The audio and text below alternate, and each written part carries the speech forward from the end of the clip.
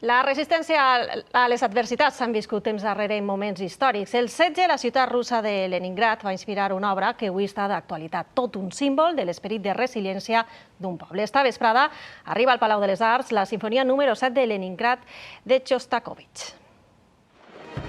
Una ciutat assetjada durant 900 dies, Leningrad. Les tropes nazis assetgen la ciutat russa durant quasi 3 anys. La població mor de fred i fam, però resisteix. En aquest moment el compositor Dmitri Xostakóvitx compon una sinfonia que sería el símbolo de la resistencia. La obra es una obra épica, una obra que finalmente es un canto a la esperanza, a la resistencia, al poder de la unión en una situación límite de una ciudad asediada durante 2 años.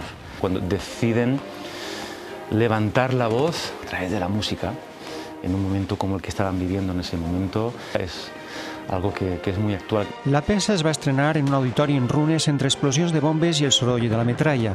Tota una proesa que el director granadí Pablo Heras Casado recupera en estos moments de crisi. La música y el arte es un elemento de unión y de salvación.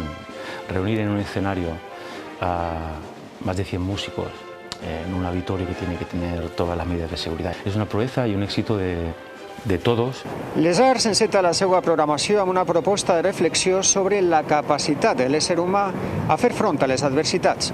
Una manera de animar a todo el mundo a que piense que todavía la victoria contra la amenaza, ya sea militar o sea sanitaria, es posible.